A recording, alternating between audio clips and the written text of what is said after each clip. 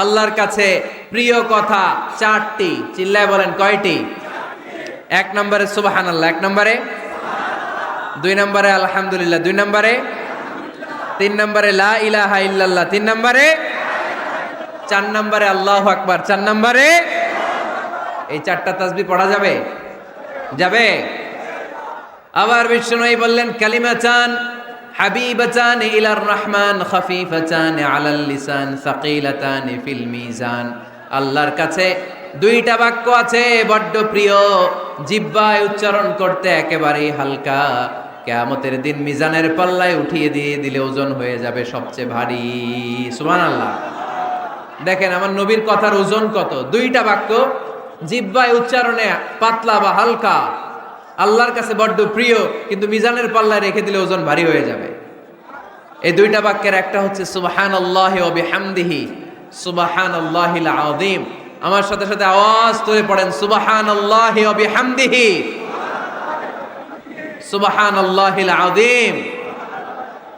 আবার পড়েন সুবহানাল্লাহি ওয়া বিহামদিহি সুবহানাল্লাহিল আযীম। নামাজের পরে এই তাসবিহগুলো পড়ার দরকার আছে না নাই? 33 বার সুবহানাল্লাহ, 33 বার আলহামদুলিল্লাহ, 34 বার আল্লাহু আকবার পড়েন তো। এই ডান হাতের গিড়ায় পড়বেন, পারবেন? আব্দুল্লাহ ইবনে আমর ইবনে আল-আস বলেছেন রাআইতু রাসূলুল্লাহি সাল্লাল্লাহু আলাইহি ওয়াসাল্লাম ইয়াকিদু আত-তাসবিহা বিয়ামিনিহি। আমি দেখেছি আল্লাহ রাসূল সাল্লাল্লাহু আলাইহি ওয়াসাল্লামকে ডান হাতের গিড়ায় তাসবিহ পড়তে কোন সুবহানাল্লাহ। আর জিকির করবেন ভদ্রভাবে, উযকুর রাব্বাকা ফি নাফসিকা তাদাররুআ ওয়া খীফাতা ওয়া দুনাল জাহরি মিনাল কওল। জিকির করার পদ্ধতি নাম্বার 1, মনে মনে নীরবে নিঃশব্দে আওয়াজ করে লাফালাফি করে জিকির করা যাবে না। কেউ যদি লাফালাফি করে জিকির করে বুঝাবেন ভাই নিজেকে সংবরণ করো। লাফালাফি করে জিকির বিশ্বনবী করে নাই, চিল্লায় বলেন ঠিক কিনা? লাফালাফি করে জিকির সাহাবারা করে নাই, চিল্লায় বলেন ঠিক কিনা? ধীরে সুস্থে সাহাবারা আল্লাহ রাসূল সাল্লাল্লাহু আলাইহি ওয়াসাল্লাম যেভাবে আমাদেরকে জিকির শিক্ষা দিয়েছেন আমরা ওইভাবে করব, ঠিক কিনা বলেন? নফল ইবাদতের 5 নাম্বার হচ্ছে দান করা। কি করা? কি করা? যাকাত দেয়া। দেন তো আপনারা? যাকাত আদায় করেন তো? দে যাকাত তোরা দে রে যাকাত, তোর দিল খুলবে পরে আগে খুলো খাত। দে যাকাত তোরা দে রে যাকাত। পড়েন আমিন। গোপন দান আল্লাহর কাছে প্রিয়, দেখিয়ে দিলেও কবুল হয়, কিন্তু গোপনে দান করলে এটা 100% কবুল করে নেবে কে? লুকিয়ে দান করবেন, কেউ যেন আপনার নাম না জানে। রাত 12টার দিকে মসজিদের দান বক্সে 500 টাকা রেখে আসবেন, ওইটার দাম বেশি। আর বিশাল জনতার মঞ্চে 1 কোটি টাকা দিলে ওইটার সমান হবে না। আওয়াজ করে বলেন ঠিক কিনা? কারণ এখানে দান করলে অমুক ভাই দিয়েছে 2 কোটি টাকা, বলেন মারহাবা। এই মারহাবার মধ্যে এখলাস থাকতেও পারে, নাও থাকতে পারে, কিন্তু লুকিয়ে যে 5 টাকা দান করলেন ওইটারে কিয়ামতের দিন আল্লাহ সওয়াব বাড়াতে বাড়াতে উহুদ পাহাড়ের সমান করে বড় করে আপনার আমলনামায় ঢুকায় দিবে। আল্লাকা সিররুন ইনদাল্লাহ বাইনাকা আনতা ওয়া বাইনাল্লাহ, আল্লাকা সাদাকাতুন তাখফা লা ইয়ালামুহা ইল্লাল্লাহ, আল্লাকা সিররুন ইনদাল্লাহ বাইনাকা আনতা ওয়া বাইনাল্লাহ, আল্লাকা সাদাকাতুন তাখফা লা ইয়ালামুহা ইল্লাল্লাহ। সুবহানাল্লাহ পড়েন। দেখেন কত সুন্দর নাশিদ। তোমার আর আল্লাহর মাঝে এরকম গোপন ডিলিংস আছে নাকি যেটা তুমি আর আল্লাহ ছাড়া কেউ জানে না? আল্লাহর সাথে গোপন ডিলিংস করবেন। তুমি গোপনে কোনো দান করেছো নাকি যেটা আল্লাহর চোখ ছাড়া পৃথিবীর কোনো চোখ দেখেনি? এরকম গোপন কিছু দান আমাদের জীবনে থাকার দরকার আছে না নাই? নফল ইবাদত হচ্ছে মানুষকে খাওয়ানো। মানুষকে কি করবেন? কি করবেন? নাকি খালি খাইবেন? খাইবেন কে কে দেখি? কেউ খাবেন না তো যারা খাওয়াবে এদের খাওয়াগুলা খাবে কে? খাইবেন কে কে? এই কয়েকজন। আচ্ছা, এবার খাওয়াবেন কে কে দেখি? মাশাআল্লাহ মাশাআল্লাহ, আল্লাহ তুমি কবুল করো। কিয়ামতের দিন আল্লাহ বলবে, এ বান্দা ইস্তাতআমতুকা ফালাম তুতঈমুনি। আল্লাহ বলবে, এই বনি আদম, আমার ক্ষুধা লাগছিল, আমি খাবার চাইছিলাম, তুই আমার খাবার দেস নাই। বান্দা বলবে, আল্লাহ আপনি খাইতে চাইছিলেন, আরে আপনি খাইতে চাইলে তো হোটেল শেরাটন থেকে বস্তা বস্তা খাবার বক্স করে নিয়ে আসতাম। কই, কোনোদিন তো চান নাই। আল্লাহ ডেকে বলবে, গোলাম, ওই যে না খেয়ে থাকা ভিক্ষুকটা তোর দরজায় গিয়েছিল, তোর দুয়ারে গিয়েছিল, তোর কাছে হাত পেতেছিল, খাবার চেয়েছিল। আমার না খেয়ে থাকা বান্দাটারে ওই দিন যদি তুই খাওয়ায় দিতি, ওই বান্দারে খাওয়ালে আমি আল্লাহরে খাওয়ানো হয়ে যেত। আমার গরিব দুঃখী বান্দারে খাওয়াইলে আমি আল্লাহরে খাওয়ানো হয়ে যেত। এজন্য আল্লাহর হাবিব সাল্লাল্লাহু আলাইহি ওয়াসাল্লাম মদিনাতে যেই সর্বপ্রথম ঘোষণা দিলেন, আত'ইমুত তাআম, খাবার খাওয়াও, মদিনার খাদ্য সংকট দূর করে দাও। এজন্য খাবার খাওয়ানোর মধ্য দিয়ে আমরা আল্লাহর নৈকট্য প্রাপ্ত হতে পারি। মানুষকে খাওয়াতে মন চায় তো আপনাদের? হ্যাঁ, খাওয়ানোর অভ্যেস আছে নাকি মেহমান আসলে রেগে যান? অনেকে মেহমান আসলে নাখোশ হয়, খালি মেহমান আসে, খালি মেহমান। ওমিয়া, মেহমান আপনার রিজিকে ভাগ বসাতে আসে না, সে আল্লাহর পক্ষ থেকে রিজিক নিয়ে আপনার রিজিকে বরকত বাড়ানোর জন্য আসে। জোরে বলেন ঠিক কিনা? বরকত খাওয়াবেন, খাওয়াবেন। আর যত নফল ইবাদতি করবেন রেগুলার করব। আহাব্বুল আমালি ইলাল্লাহি আদওয়ামুহা ওয়া ইন কাল্লা। আমরা যাই করি না কেন রেগুলার করব। রাজি আছেন তো? রেগুলার করলে নফল ইবাদতগুলোয় বরকত দেয় কে? এজন্য রব্বুল আলামিন বলেন, মা ইয়াজালু আবদি ইয়াতাকাররাবু ইলাইয়া বিন নওয়াফিল। আমার বান্দা যখন বেশি বেশি আমার জন্য নফল ইবাদত করে, এগুলো করার মধ্য দিয়ে বান্দা আমার কাছে আসতে থাকে। পড়েন সুবহানাল্লাহ। যত নফল ইবাদত করবেন তত আল্লাহর কাছে যাবেন। ফরজ তো করাই লাগবে, এটা কম্পালসারি, অব্লিগেটরি। ফরজ তো করা লাগবেই, কিন্তু আল্লাহর কাছে যেতে চাইলে কাছে যাওয়া যায় ফরজ দিয়ে না নফল দিয়ে? নফল দিয়ে। চিল্লায় বলেন কি দিয়ে? নফল হচ্ছে ওভারটাইম। নফল কি? ওভারটাইম করে যেমনি বেশি টাকা কামানো যায়, তেমনি নফল ইবাদত করে আল্লাহ তাআলার প্রিয় ভাজন বান্দা হওয়া যায়, কাছে যাওয়া যায়। চিল্লায় বলেন ঠিক কি না? আল্লাহ বলে, আমার কোন বান্দা যদি বেশি বেশি নফল ইবাদত করা শুরু করে দেয়, সে আমার এত কাছে আসে, এত কাছে আসে, এত কাছে আসে, তখন কান দিয়ে যে যা শোনে সে তার নিজের কানে শোনে না, আমি আল্লাহর কানে শোনে। কোন সুবহানাল্লাহ। চোখ দিয়ে তখন সে যা দেখে নিজের চোখে দেখে না, আমি আল্লাহর চোখে দেখে। আল্লাহু আকবার। হাত দিয়ে যখন বান্দা কিছু ধরে, নিজের হাতে ধরে না, আমি আল্লাহর হাতে ধরে। পা দিয়ে যখন আমার বান্দা হেঁটে যায়, বান্দা নিজের পায়ে হাঁটে না, আমি আল্লাহর পায়ে হাঁটে। তার মানে আমি আর আমার বান্দার মধ্যে তেমন গ্যাপ থাকে না। সে যখন শুনে কেমন যেন আমার কানে শুনে, সে যখন দেখে কেমন যেন আমার চোখে দেখে, সে যখন ধরে কেমন যেন ওই জায়গায় আমি আল্লাহর হাত যুক্ত হয়ে যায়। সে যখন দৌড়ায় কেমন যেন আমি আল্লাহর পা দিয়ে দৌড়ায়। চিল্লায় বলেন ঠিক কিনা? বদরের প্রান্তরে 1000 সৈন্যবাহিনী, তলোয়ার অস্ত্র শস্ত্রে সজ্জিত, ঘোড়সাওয়ার বাহিনী। বিশ্বনবী গেলেন 313 জন নিয়ে, তলোয়ার নাই, ঘোড়া নাই, কিচ্ছু নাই। আল্লাহর উপর ভরসা করে বিশ্বনবী এক মুষ্টি বালি নিয়ে ওয়াশাহাতিল উজু বলে নিক্ষেপ করলেন। মুহূর্তের মধ্যে প্রতিটি ধুলিকণা বালিকণা কাফেরদের চোখের ভেতরে ঢুকাই দিল কে? কারণ আল্লাহ তখন বিশ্বনবীরে ডেকে বলেছেন, নবী, আপনি যখন বালু মেরেছেন নিজের হাতে মারেন নাই, যখন বালু নিক্ষেপ করেছেন মূলত আমি আল্লাহর হাত দিয়ে বালু মেরেছেন। ওমা রামাইতা ইয রামাইতা ওয়ালাকিন্নাল্লাহা রামা।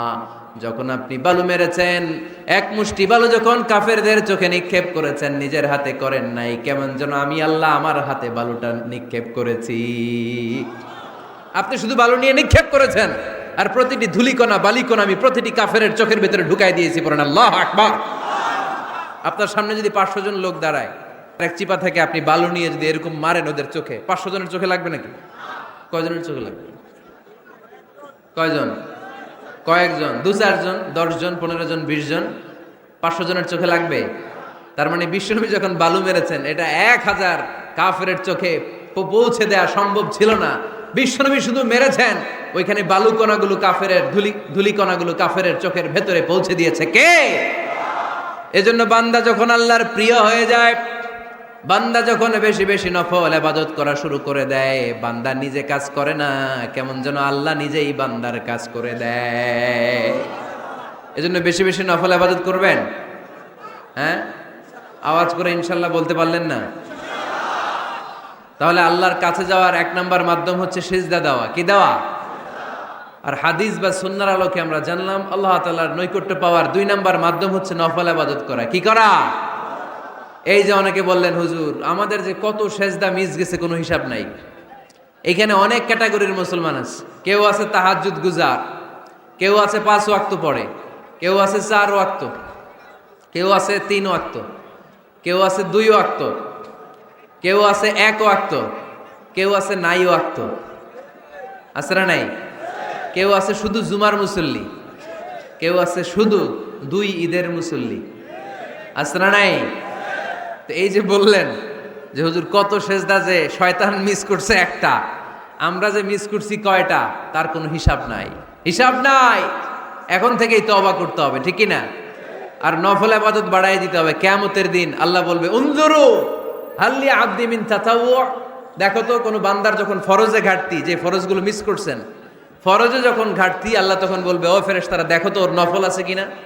ফেরেশতারা খুঁজে দেখবে কিছু নফল আছে, আল্লাহ তখন বলবে নফলগুলো নিয়ে ফরজের জায়গার মধ্যে বসায় দেয়। আওয়াজ করে বলতে হবে আল্লাহু আকবার। তাহলে নফল ইবাদত বাড়ানোর দরকার আছে না নাই?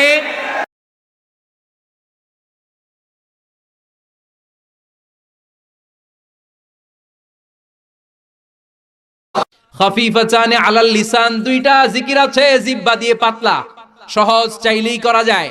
কিন্তু সাকিলাতানি ফিল মিজান, মিজানের পাল্লায় অনেক ওজন। বিচার যদি আল্লাহ করে বাঁচার উপায় আছে? কথা কন। বিশ্বনবী বললেন মান নুকিশা উযযিবা, আল্লাহ যার বিচার করবেন ওরে ফাটায়া ছাড়বেন, পিটায়া সাইজ করবেন। মান নুকিশা হালাকা, যার বিচার আল্লাহ পাই টু পাই করবেন। নামাজ পড়লি না কেন, রোজা রাখলি না কেন, ইসলাম বিরোধীদের সাথে চললি কেন, ইসলাম বিরোধীদের ভোট দিলি কেন, জিজ্ঞাসা আছে না নাই? অন্যায় করলি কেন, ওজনে কম দিলি কেন, খাদ্যে ভেজাল দিলি কেন, মাছে ফরমালিন দিলি কেন, প্রশ্ন আছে না নাই? মেয়েদের দিকে বারবার তাকাইলি কেন, হিন্দি সিনেমা দেখলি কেন, গাঞ্জার টাকার জন্য মায়ের লাথি মেয়েরা ঘর থেকে বের করে দিলি কেন, প্রশ্ন আছে না নাই? একটার পর একটা যদি এমনি এমনি আল্লাহ ধরে, উত্তর দেওয়ার সুযোগ আছে? কথা কন। আর যদি আল্লাহ বলে যা তোরে মাফ করে দিলাম, আমাদের আর কিছু লাগবে না, চিল্লায় কোন ঠিক কিনা? রোজ হাসরে আল্লাহ আমার করোনা বিচার, আল্লাহ করোনা বিচার। পড়েন পড়েন, রোজ হাসরে আল্লাহ আমার করোনা বিচার, আল্লাহ করোনা বিচার। বিচার চাহিনা তব দয়া চাহে, গুনাহগার আল্লাহ করোনা বিচার। আমি জেনে শুনে জীবন ভরে পাপ করেছি পরে পরে, এখন আশা নাই যে যাব তোরে বিচারে তোমার, আল্লাহ করোনা বিচার। পড়েন, রোজ হাসরে আল্লাহ আমার করোনা বিচার, আল্লাহ করোনা বিচার। বলেন আমিন। আল্লাহর বিচার চান নাকি দয়া? জোরে কন। আল্লাহ, আমরা কিশোরগঞ্জের মাহফিল থেকে ঘোষণা দিলাম কোন বিচার টিচার আমরা চাই না। আমাদের বিচার করো না, আমাদের আমল দিয়ে আমরা জান্নাতে যাওয়ার বড়াই করি না, আমাদের ভরসা তোমার দয়া, ঠিক কি না? ওই কঠিন বিচারের দিন কোনো হিসাব নিকাশ না করে তোমার মুত্তাকিন বান্দাদের সাথে পেছনে পেছনে আমাদেরকে জান্নাতে ঢুকতে দিও। আর জোরে পড়েন আমিন। তাহলে আল্লাহ বললেন ফাম্মা মান সাকুলাত মাওয়াজিনু ফাহুয়া ফি আইশাতির রাদিয়া, যার মিজানের পাল্লা ভারী হয়ে যাবে তারা আনন্দে থাকবে। মিজানের পাল্লা ভারী করার একটা দোয়া আছে না নাই? শুনবেন? সুবহানাল্লাহি ওয়া বিহামদিহি সুবহানাল্লাহিল আযীম। পড়েন সুবহানাল্লাহি ওয়া বিহামদিহি সুবহানাল্লাহিল আযীম সুবহানাল্লাহি ওয়া বিহামদিহি সুবহানাল্লাহিল আযীম। বিশ্বনবী বললেন কালিমাতান খাফিফাতান আলাল লিসান, 2টা জিকির আছে জিহ্বা দিয়ে পাতলা, সহজ, চাইলেই করা যায়। কিন্তু সাকিলাতান ফিল মিজান, মিজানের পাল্লায় অনেক ওজন। মিজানের পাল্লায় কিন্তু জিহ্বায় অনেক পাতলা। আল্লাহর কাছে বড় প্রিয়, হাবিবাতান ইলার রহমান, আল্লাহর কাছে প্রচন্ড প্রিয়। এক হলো সুবহানাল্লাহি ওয়া বিহামদিহি সুবহানাল্লাহিল আযীম। পড়েন সুবহানাল্লাহি ওয়া বিহামদিহি সুবহানাল্লাহিল আযীম। আল্লাহ কঠিন দিনে আমাদের পাল্লা তুমি সেদিন ভারী করে দিও। চিল্লায় পড়েন না আমিন। এরপর আল্লাহ বললেন ওয়া আম্মা মান খাফফাত মাওয়াজিনু ফা উম্মুহু হাওিয়া ওয়া মা আদরাকা মা হিয়া নারুন হামিয়া। সেদিন যাদের মিজানের পাল্লা হালকা হয়ে যাবে চান্দু, তাদের শুরু হবে ফাইনাল খেলা। কথা কোন? তাদের শুরু হবে কি খেলা? আল্লাহ ওই দলে আমরা নাই, আমরা তোমার দল। কার দল? আমাদের পাল্লা ভারী করবে কে? আমাদেরকে বিজয় দিবে কে? আমাদেরকে জান্নাতের ময়দানে এরকম তাফসীরের ময়দানে বসায় দিবে কে? আল্লাহ বললেন ওয়া আম্মা মান খাফফাত মাওয়াজিনু, যার মিজানের পাল্লা হালকা হয়ে যাবে তাদের খেলা শুরু হবে। কি খেলা? সবাই কোন? আরো জোরে। তাদেরকে কিন্তু ডান হাতে আমলনামা দিবে না, কারণ আমরা হলাম ডানপন্থী, ওরা বামপন্থী, ঠিক কিনা? আমরা কি পন্থী? ডান হাত তোলেন, মুষ্টিবদ্ধ ডান হাতটাকে এরকম করে চিৎকার করে পড়েন লিল্লাহে তাকবীর, লিল্লাহে তাকবীর, লিল্লাহে তাকবীর। চিৎকার করে বলেন আমরা কোন পন্থী? কোন পন্থীরা জান্নাতে ঢুকবে? কোন পন্থীরা নবীর সুপারিশ পাবে? বামপন্থীদের সাথে আমাদের কোনো সম্পর্ক। আমরা ডানপন্থী হয় কবরে যেতে চাই, চিল্লায় বলো ঠিক কিনা? আল্লাহ তুমি আমাদেরকে কবুল করো। আর জোরে পড়েন আমিন। যাদের মিজানের পাল্লা হালকা হয়ে যাবে ওদের ডান হাতে আমলনামা নাই, কোন হাতে? فَأَمَّا مَنْ أُوتِيَ كِتَابَهُ وَرَاءَ ظَهْرِهِ فَسَوْفَ يَدْعُو ثُبُورًا وَيَصْلَى سَعِيرًا। আর যাদেরকে পেছন থেকে এনে বা হাতে আমলনামা দেয়া হবে ওরা দিবে চিৎকার।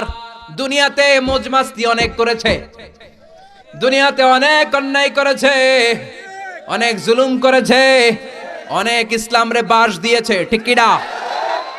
অনেক কালিমার বিরোধিতা করেছে, বিশ্বনবীরে গালি দিয়েছে, আমার নবীর নামে কার্টুন বানিয়েছে, এরকম ডাকাইত আছে না নাই? ওই দিন তাদের খেলা শুরু হবে। কি খেলা? আর জোরে বলেন। ফাইনাল খেলা। বা হাতে আমলনামা। আল্লাহ বলবে এই তোর আমলনামা না, এটা আমলনামা। এবার একটু আমলনামা পড়। ইকরা কিতাবাকা কাফা বিনাফসিকাল ইয়াউমা আলাইকা হাসিবা। এই নে তোর আমলনামা। কয় লাগবো না। কি কয়? মুমিনরা কয় আমারটা কই, আমারটা কই, আমারটা দেন। কাফিররা কি বলবে? লাগবে না। আল্লাহ বলবে লাগবে, তুই পড়। পয়রা 100-র মধ্যে তুই একটা নাম্বার দে। কি দে? 100-তে ইকরা কিতাবাক, তুই তোর আমলনামা পড়। কাফা বিনাফসিকাল ইয়াউমা আলাইকা হাসিবা। নাম্বার দেওয়ার জন্য তুই যথেষ্ট। আমি নাম্বার দিয়ে বলা লাগবে না যে তুই জান্নাতি না জাহান্নামী, তুই একটা নাম্বার দে। ও মিয়া, ছেলে পরীক্ষা দিতেছে, কে গোল্ডেন পাবে আর কে লাড্ডু পাবে? লাড্ডু গুড্ডু জানে না? পরীক্ষার্থী ভালো জানে। পরীক্ষা দিয়ে আইসেই বলবে আমি সব পেরেছি, অঙ্কে সব হয়েছে, আমি 100। আর যেটা লাড্ডু গুড্ডু কয় আমি জানি না, আছে না নাই? আল্লাহ বলবে পর। পয়রা দেহে সব নিজের বিরুদ্ধে, একটার পর একটা পড়তে শুরু করবে। দেখছে ইসলাম রে বাস দিছে, সব লেখা আছে। আলেম ওলামা দেখলে মারছে, আছে না নাই? ইসলামের কথা শুনতে পারে না, তাফসির মাহফিলের কথা শুনতে পারে না। তাফসিরের কথা শুনরে চুলকানি, আছে না নাই? কিশোরগঞ্জে নাই আলহামদুলিল্লাহ। আল্লাহ হেফাজত করো, হেদায়েত নসিব করো, কোরআনের পক্ষে আসার তৌফিক দাও। চোখের আবরণকে তুমি তুলে নাও, মুত্তাকিনদের সাথে কবুল করে নাও। আল্লাহ বলবে পর। এবার পরে দেখে খালি অন্যায়ের ফিরিস্তি। ডাইলে কম দিছে, ওজনে কম দিছে, শালির সাথে টাঙ্কি মারছে, পথ সবাই হামলা করেছে, ইসলাম বিরোধী রাজনীতি করেছে, ইসলামের সাথে শত্রুতা করেছে, এক প্যাকেট বিরিয়ানির লোভে শাহবাগের মঞ্চে যায় আর নাচানাচি করছে, আছে না নাই? ও কি পড়বে আমলনামা? ওর সবই তো ইসলামের বিরুদ্ধে। আল্লাহ বলবে পর। পরে সে নিজেই বলবে মালি হাযাল কিতাবি লা ইউগাদিরু সগীরাতান ওয়ালা কাবীরাতান ইল্লা আহসাহা। এটা কেমন কিতাব? ছোট্ট একটু ভালো করছিলাম ওইটাও লেখা, সামান্য একটু পাপ করছে ওইটাও লেখা, আপনি মনে মনে একজনের বিরুদ্ধে খারাপ কথা বলছেন ওইটাও লেখা আছে, গালমন্দ করছেন লেখা, সমালোচনা লেখা, ব্যাকবাইটিং লেখা, অন্যের জন্য সামান্য ষড়যন্ত্রের বীজ বপন করেছেন লেখা আছে। সালাম দিয়েছেন লেখা আছে। বাসের মধ্যে যুবক ছেলেরা সিট পেয়েছে, মুরব্বী বসতে পারে নাই, উঠে গেলা, মুরব্বীরে বসতে দিলা, এটা মনে হয় লেখা নাই? সব লেখা, সব। কলা খাইয়া কলার সোলকা ফেলাইছো রাস্তার মধ্যে, ওই সোলকার মধ্যে পা পিছলে একজনের ঠ্যাং ভাঙছে, ওটা আছে না নাই? তোর ঠ্যাং আল্লাহ ওই দিন ভাঙবে, রাস্তায় ফেললি কেন? চিল্লা এখন ঠিক কিনা? যা করেছেন পাই টু পাই, ওই যে হিসাব দিলাম জাররা, ওই জাররাটাও আল্লাহ ছাড়ে নাই। সুবহানাল্লাহ কোন। এবার বামপন্থীরা একটা ফায়দা লুটবে, ফায়দা লুটার চেষ্টা করবে, ভাববে দুনিয়ায় অনেক মিছা কথা কইছি। কি কইছি? আজকে একটা মিছা কথা কই। কাফেররা বলবে আল্লাহ আমলনামা দিয়েছেন ভালো কথা, কিন্তু এটা তো আমার আমলনামা না, আরেকজনের আমলনামা ভুল করে আল্লাহ আমার কাদের উপর চাপায় দিছে। কত বড় ডাকাত! ফেরেশতারা নাকি ভুল করেছে? আল্লাহর ফেরেশতারা ভুল করে? কথা কন, আরো জোরে বলেন। আল্লাহ বলবে এটা তোর আমলনামা, বামপন্থী বলবে আমার আমলনামা না, আল্লাহ বলবে তোর। কাফের বলবে, আল্লাহ বলবে ইয়েস, কাফের বলবে নো, এটা আমার না, আরেকজনেরটা আমার কাছে চলে আসছে। আল্লাহ বলবেন এটা যে তোর, এটা যদি আমি প্রমাণ করতে পারি। কাফের বলবে আল্লাহ করেন।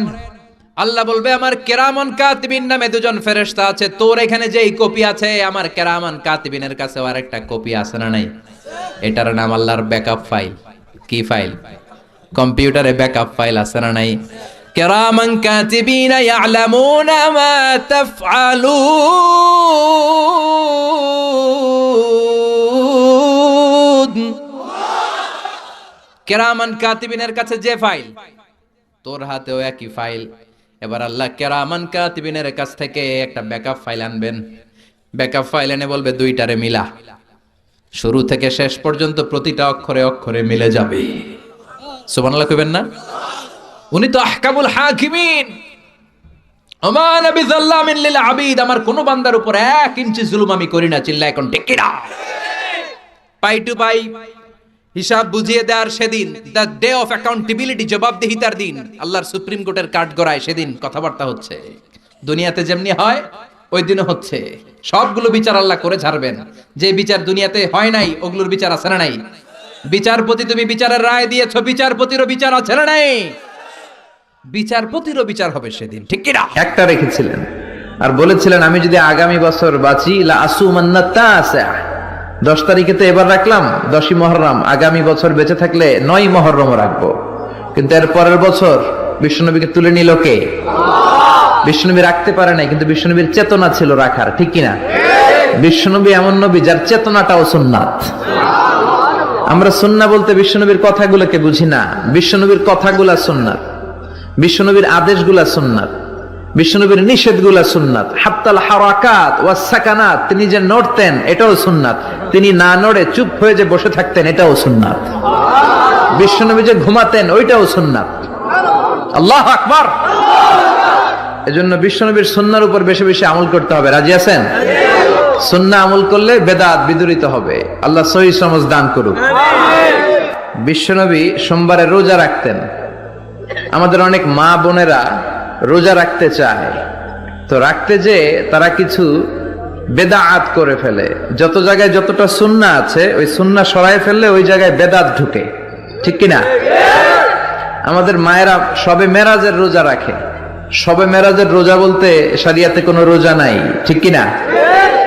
বিশ্বনবী যা শিখিয়েছেন তাতে বরকত রহমত বেশি না কম? বিশ্বনবী সোমবার বৃহস্পতিবার রোজা রাখতেন। এজন্য মায়েরা বোনেরা যদি রোজা রাখতে চায় তাদেরকে বলে দিবেন সোম আর বৃহস্পতি রাখবেন। বিশ্বনবী মাসে 3টা স্পেশাল রাখতেন, আইয়ামুল বীদ, 13, 14, 15। মা বোনেরা যদি রাখতে চায় এদেরকে বলে দিবেন তারা যেন এই দিনগুলোতে রাখে। তারপরে বিশ্বনবী সাল্লাল্লাহু আলাইহি ওয়াসাল্লাম রমাদান শেষে যে ঈদুল ফিতর হয়, শাওয়ালের প্রথম দিন আমরা ঈদুল ফিতর সেলিব্রেট করি ওয়ার্ল্ড ওয়াইড। ঈদুল ফিতরের পরে শাওয়ালের বাকি 29 দিনের যে কোনো 6 দিন আপনি 6টা রোজা রাখতে পারেন। বিষ্ণু সাল্লাল্লাহু আলাইহি ওয়াসাল্লাম বলেছেন মান সামা রমাদানা সুম্মা আতবাআহু সিত্তাম মিন শাওয়াল কানা কা সিয়ামিদ দাহর। রমজানের রোজা রাখার পরে যে শাওয়ালের 6টা রোজা রাখলো সেজন্য সারা বছর রোজা রাখলো। এগুলো হচ্ছে সুন্নাহ সম্মত রোজা, সোম বৃহস্পতি। তারপর জিলহজের প্রথম 10 দিন বিশ্বনবী রোজা রাখতে বলেছেন। আরাফার ময়দানে যেদিন লাব্বাইক আল্লাহুম্মা লাব্বাইক বলে হাজিরা হজ করে ওই দিন রোজা রাখতে বলেছে। বেশি বেশি যারা ইস্তেগফার পড়ে তাদের 5টা লাভ। আওয়াজ করে বলতে হবে কয়টা? নাম্বার 1, মান লাজিমাল ইস্তিগফার জাআলাল্লাহু লাহু মিন কুল্লি দীকিন মাখরাজা। যে সব সময় ইস্তেগফারের সাথে লাজিমা মানে লেগে থাকে, আঠার মতো। কিসের মতো? চুইংগাম খান না আপনারা? চুইংগাম যদি হাতের মধ্যে লাগান আঠার মতো লেগে থাকে না? বাচ্চারা আবার দুষ্টামি করে চুইংগাম খেয়ে আরেকজনের চুলের মধ্যে লাগায় দেয়, আছে না নাই? তখন সরিষার তেল দিয়ে ছুটাইতে হয়, তাই না? তো মান লাজিমাল ইস্তিগফার, যে ইস্তিগফারের সাথে আঠার মতো লেগে থাকে সে 5টা জিনিস পায় জীবনে। চিল্লায় বলেন না কয়টা? 1 নাম্বার, জাআলাল্লাহু লাহু মিন কুল্লি দীকিন মাখরাজা। সব বিপদ থেকে তার উদ্ধার করে কে? আল্লাহ। আমাদের জীবনে বিপদ আপদ আছে না নাই? আছে। কম না বেশি? বেশি। কত বিপদ, কত ধরনের বিপদ। যে কোনো সময় দুর্ঘটনা হতে পারে, রোড অ্যাক্সিডেন্ট, আছে না নাই? আছে। যে কোনো সময় গুম হয়ে যেতে পারেন, আপনারা খুঁজে পাবেন আপনার স্বজনরা। যে কোনো সময় ক্রস ফায়ারের মধ্যে পড়তে পারেন, ঠিক কি না? যে কোনো সময় বজ্রপাতে আপনি নিহত হতে পারেন, ভূমিকম্পের মাঝখানে পড়তে পারেন, দুজন কোবাকবি লাগছে আপনি মাঝখানে, হইতে পারে না? জাআলাল্লাহু লাহু মিন কুল্লি দীকিন মাখরাজা। এরকম সব ধরনের বিপদ থেকে তারা রক্ষা করবে কে? আল্লাহ। যদি ইস্তিগফারের সাথে আঠার মতো লেগে থাকা যায়। এই হলো নাম্বার 1। নাম্বার 2, ওমিন কুল্লি হাম্মিন ফারাজা। যে সব সময় আঠার মতো ইস্তিগফারের সাথে লেগে থাকবে, আল্লাহ তাকে দুশ্চিন্তা থেকে মুক্তি দিবেন, তার কোনো টেনশন থাকবে না। সুবহানাল্লাহ পড়েন। আমাদের জীবনে টেনশন আছে না নাই? জীবন নিয়ে টেনশন, মরণ নিয়ে টেনশন, ক্যারিয়ার নিয়ে টেনশন, বাড়ি ভাড়ার টেনশন, বিদ্যুৎ বিলের দাম বেড়ে যাচ্ছে টেনশন, ঘরের মধ্যে শান্তি নাই টেনশন, দ্রব্যের দাম বাড়তেছে, বেতন কমতেছে টেনশন, ঠিক কি না? এই টেনশন থেকে আপনাকে মুক্ত রাখবে কে? আল্লাহ। নাম্বার 3, ওয়ায়ারযুকহু মিন হাইসু লা ইয়াহতাসিব। এমন জায়গা থেকে আল্লাহ আপনাকে রিজিকের ব্যবস্থা করবে আপনি কল্পনাই করতে পারবেন না। রিজিক দেওয়ার মালিক কে? কেউ যেটা পারে না, পারে কে? এমন জায়গা থেকে তিনি রিজিক দিবেন আপনি কল্পনাই করতে পারেন না, আপনি হিসাবই করেন না যে এখান থেকে কিছু রিজিক আমি পাবো, কিন্তু আল্লাহ ব্যবস্থা করে দিয়েছে। সুবহানাল্লাহ পড়েন। 4 নাম্বার, যতক্ষণ ইস্তিগফারের সাথে আঠার মতো লেগে থাকবেন আল্লাহর কোনো শাস্তি আপনার উপর আসবে না। ওমা কানাল্লাহু মুআযযিবাহুম ওয়া হুম ইস্তাগফিরুন। যতক্ষণ আপনি ইস্তিগফার করবেন আল্লাহর আযাব আপনারে পাকড়াও করবে না। 5 নাম্বার হচ্ছে আল্লাহ আপনাকে মুস্তাজাবুদ দাওয়া বানিয়ে দিবে। মুস্তাজাবুদ দাওয়া মানে এমন ব্যক্তি, যেই ব্যক্তি দোয়া করা মাত্রই দোয়া কবুল করে কে? আল্লাহ। সবসময় ইস্তিগফার পড়তে রাজি আছেন তো? আরব বিশ্বে আমরা যখন পড়াশোনা করতাম তখন দেখতাম যে রাস্তাঘাটে বিভিন্ন জায়গায় আজকারগুলো, আল আদইয়াতুল মাসুরা, মাসনুন দোয়াগুলো তারা লিখে রাখতো, যাতে মনের অজান্তেই তাদের চোখ ওই সাইনবোর্ডে পড়লে তারা যেন ওই দোয়াগুলো পড়তে পারে। রাস্তার মধ্যে লেখা থাকতো সুবহানাল্লাহ, আলহামদুলিল্লাহ, আল্লাহু আকবার, লা ইলাহা ইল্লাল্লাহ। আপনি উঁচু কোনো জায়গায় উঠবেন বা লিফটে দিয়ে উপরে উঠবেন, সিঁড়ি দিয়ে উপরে উঠবেন, ওঠার সময় বায়ে লেখা আল্লাহু আকবার। কারণ হাদিসে এসেছে ইদা সাইদনা কাব্বারনা, আমরা যখন উপরের দিকে উঠতাম আমরা পড়তাম আল্লাহু আকবার। ওয়া ইদা নাযালনা সাব্বাহনা, আর যখন আমরা নিচের দিকে নামতাম আমরা পড়তাম সুবহানাল্লাহ। এজন্য হেঁটে হেঁটে কিংবা সিঁড়ি দিয়ে কিংবা লিফট দিয়ে, এলিভেটর দিয়ে আপনি যখন উপরের দিকে উঠবেন কি পড়বেন? আওয়াজ করে পড়েন, কি পড়বেন? আর নিচের দিকে নামলে কি পড়বেন? এই তাসবিহগুলো পড়ে পড়ে জিহ্বাটারে ভিজিয়ে রাখার দরকার আছে না নাই? আমরা যেন আল্লাহর জিকির আর শুকর দিয়ে আমাদের হৃদয়টাকে, জিহ্বাটাকে সিক্ত করে রাখতে পারি। আল্লাহ তুমি তৌফিক দাও। ফরজ সালাতের পরে বিশ্বনবী তাসবিহগুলো পড়তেন, আমরা পড়তে চাই না। আল্লাহ রাসূল সাল্লাল্লাহু আলাইহি ওয়াসাল্লাম সালাম ফেরানোর পরে পড়তেন আল্লাহু আকবার, 3 বার পড়তেন আস্তাগফিরুল্লাহ, আস্তাগফিরুল্লাহ, আস্তাগফিরুল্লাহ, সুবহানাল্লাহ 33 বার, আলহামদুলিল্লাহ 33 বার, আল্লাহু আকবার 33 বার, লা ইলাহা ইল্লাল্লাহ ওয়াহদাহু লা শারীকা লাহু, লাহুল মুলকু ওয়া লাহুল হামদু ওয়া হুয়া আলা কুল্লি শাইইন কাদির। আয়াতুল কুরসি পড়তেন, লম্বা লম্বা অনেক দোয়া করতেন। এগুলো আমরা করি না, আমরা ছোট্ট একটা মুনাজাতের জন্য পাগল হয়ে যাই, তাই না? আসসালামু আলাইকুম ওয়া রাহমাতুল্লাহ, আসসালামু আলাইকুম ওয়া রাহমাতুল্লাহ, আল্লাহুম্মা আমিন বিরহমাতিকা ইয়া আরহামার রাহিমিন। তাই না? আমিন ইয়া আরহামার রাহিমিন। তো হইল কিছু? তাড়াহুড়ো করবেন না, তাসবিহ পড়বেন, জিকিরগুলো পড়বেন, এগুলো আপনার অন্তরটাকে সিক্ত রাখে। ফরজ সালাতের পরে আয়াতুল কুরসি পড়তে হয়। মান কারা আয়াতাল কুরসি দুবুরা কুল্লি সালাতিন মাকতুবা লাম ইয়ামনাহু মিন দুখুলিল জান্নাতি ইল্লাল মাউত। প্রত্যেক ফরজ সালাতের পরে যে আয়াতুল কুরসি পড়ে তার জান্নাতে ঢোকার ব্যাপারে কোনো বাধা থাকে না একটি জিনিস ছাড়া, সেটা হলো তার মৃত্যু। লোকটা মরে না তাই জান্নাতে যায় না, মরলেই জান্নাতি। প্রত্যেক ফরজ সালাতের পরে আয়াতুল কুরসি পড়বেন তো? আর সর্বাবস্থায় বেশি বেশি করে পড়বেন আস্তাগফিরুল্লাহ। কি পড়বেন? আমার সাথে আওয়াজ করে পড়েন আস্তাগফিরুল্লাহ। আর আওয়াজ করে পড়েন আস্তাগফিরুল্লাহ। আপনারা ইমাম আহমদ ইবনে হাম্বলের নাম শুনেছেন? আমরা ইসলামে 5টা মাযহাবের প্র্যাকটিস করি, কোরআন সুন্নাহর আলোকেই আমরা করি। হানাফি, শাফিঈ, মালিকি। 4 নম্বরটা আপনারা বলেন। হাম্বলি। হানাফি, শাফিঈ, মালিকি, তারপরে হাম্বলি। এই হাম্বলি মাযহাবের ধারক এবং বাহক ইমাম আহমদ ইবনে হাম্বল। উনি অনেক বড় যুগ শ্রেষ্ঠ মুহাদ্দিস ছিলেন। একক স্বতন্ত্র হাদিসের কিতাব হিসেবে পৃথিবী খ্যাত যে হাদিসের কিতাবটা, যেটার মধ্যে সবচাইতে বেশি সংখ্যক হাদিস আনা হয়েছে, মুসনাদ আহমদ ইবনে হাম্বল, এটার রচয়িতা উনি। সুবহানাল্লাহ পড়েন। প্রায় 40,000 হাদিসের কালেকশন ওই কিতাবের ভেতরে আছে। এই হাদিস কালেকশনের জন্য ইমাম আহমদ ইবনে হাম্বল বছরের পর বছর, যুগের পর যুগ, শহর থেকে গ্রাম, গ্রাম থেকে শহর চষে বেরিয়েছেন। ওনার শেষ জীবনটা উনি হাদিস সংগ্রহের কাজে ব্যয় করেছেন। একবার এক সফরে তিনি রাত্রিবেলা বেরোলেন। ইস্তেগফার পড়লে যে কি করে মানুষ মুস্তাজাবুদ দাওয়া হয় শুনেন। রাত্রিবেলা সফরে তিনি বেরোলেন, হাদিস সংগ্রহের সফর। পথিমধ্যে এক মসজিদে মাগরিবের নামাজ পড়লেন, এশার নামাজ পড়লেন। প্রচন্ড শীত। তিনি ভাবলেন আজকের রাতটা মসজিদেই কাটায় দেই, ফজরের সালাত পড়ে তারপরে বেরোবো। ব্যাগ থেকে কাঁথা বের করে তিনি শুয়ে পড়লেন।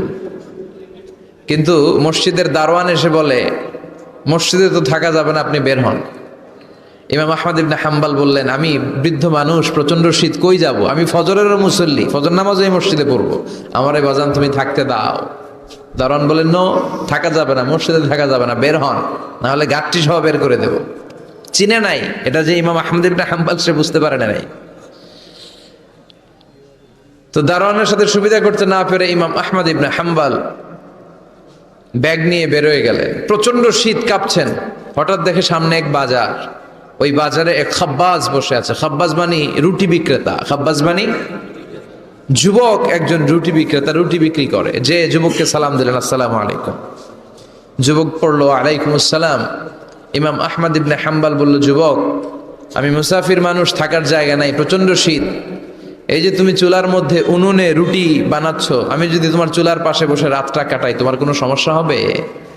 যুবক বলেন, নো, কোনো সমস্যা নাই। আহলান ওয়া সাহলান ওয়া মারহাবান বিক, খোশ আমদেদ, সুস্বাগতম, আসেন। আপনি আমার চুলার পাশে বসে আগুন পোহালে আমার সমস্যা কি? আসেন, আসেন, বসেন, আপনি মুরব্বী মানুষ। ইমাম আহমদ ইবনে হাম্বল আল্লাহ শুকরিয়া করে চুলার পাশে বসে শীতের রাতে চুলা থেকে তাপ নিচ্ছেন, আগুন পোহাচ্ছেন। আর তিনি দেখতে লাগলেন যুবক আটা দিয়ে রুটি বানায় আর পড়ে আস্তাগফিরুল্লাহ, রুটির খামির বানায় আর পড়ে আস্তাগফিরুল্লাহ, গোল গোল করে খামির দিয়ে দলা বানিয়ে সাজিয়ে রাখে আর পড়ে আস্তাগফিরুল্লাহ, রুটি বেলুন দিয়ে বলে এটারে চুলার ভেতরে ঢুকায় আর কি পড়ে আস্তাগফিরুল্লাহ। ক্রেতা আসলে ক্রেতাকে রুটি দেয় আর পড়ে, ক্রেতার হাত থেকে টাকা নিয়ে ক্যাশ বক্সে রাখে আর কি পড়ে। ইমাম আহমদ ইবনে হাম্বল তো অবাক, ঘটনা কি? আসার পর থেকে এই যুবকটারে দেখতেছি খালি পড়ে আস্তাগফিরুল্লাহ, আস্তাগফিরুল্লাহ। তিনি কৌতূহল বশত বললেন, যুবক, মা লাকা ইয়া শাব দাইমান তাকরাউনা আস্তাগফিরুল্লাহ, হে যুবক, তোমার ঘটনাটা কি? আসার পর থেকেই তুমি শুধু দেখতেছি পড়তেছো আস্তাগফিরুল্লাহ, আস্তাগফিরুল্লাহ, কারণটা কি? যুবক বলে, আমি সবসময় ইস্তেগফারের সাথে আঠার মতো লেগে থাকি, আর লেগে থাকার কারণে এর বরকতে আল্লাহ আমাকে মুস্তাজাবুদ দাওয়া বানিয়ে দিয়েছে। মানে আল্লাহ আমাকে এমন বানিয়েছে যে আমি দোয়া করা মাত্রই আমার দোয়া কবুল করে কে? আল্লাহ। ইমাম আহমদ ইবনে হাম্বল বললেন, আনতা মুস্তাজাবুদ দাওয়া, তুমি মুস্তাজাবুদ দাওয়া? মানে তুমি দোয়া করলেই সেটা কবুল হয়ে যায়? যুবক বলে, নাআম আনা মুস্তাজাবুদ দাওয়া। আমি আমার জীবনে যত দোয়া করেছি সব কবুল করে নিয়েছে কে? আল্লাহ। আমি মুস্তাজাবুদ দাওয়া, আমি দোয়া করতে দেরি কবুল হতে সেটা দেরি হয় না। তবে আমার পুরো জীবনের সব দোয়া কবুল হলেও একটা দোয়া এখনো কবুল হয় নাই। এটা শুনে ইমাম আহমদ ইবনে হাম্বলের কৌতূহল, কিউরিসিটি আরো বেড়ে গেল। তিনি বললেন, তোমার জীবনে সব দোয়া কবুল হয়েছে, একটা দোয়া কবুল হয় নাই, কি সেই দোয়া আমারে বলো। যুবক বলে, আমার জীবনে যে দোয়াটা কবুল হয় নাই সেটা হচ্ছে, আমি আল্লাহর কাছে দোয়া করে বলেছিলাম, আল্লাহ শুনেছি এই জামানার সবচেয়ে বড় মুহাদ্দিসের নাম হচ্ছে ইমাম আহমদ ইবনে হাম্বল, আমি যেন ওই ইমাম আহমদ ইবনে হাম্বলের কপালে একটা চুমু দিয়ে মরতে পারি, তুমি তৌফিক দিও। ইমাম আহমদ ইবনে হাম্বল নিজেকে আর ধরে রাখতে পারলেন না, চোখের পানি ছেড়ে দিলেন, যুবককে জড়িয়ে ধরলেন আর বললেন, ইয়া শাব, আহমদ ইবনে হাম্বলের কপালে চুমু দেওয়ার জন্য আহমদ ইবনে হাম্বলের দরবারে তোমার যাওয়ার দরকার নাই, আহমদ ইবনে হাম্বল নিজেই তোমার দরবারে ছুটে এসেছে। আনাল আহমদ ইবনে হাম্বল, আমি নিজেই আহমদ ইবনে হাম্বল। চিল্লায় পড়েন আল্লাহু আকবার। যুবকটি চিৎকার মেরে সৈয়দনা আহমদ ইবনে হাম্বলকে জড়িয়ে ধরল।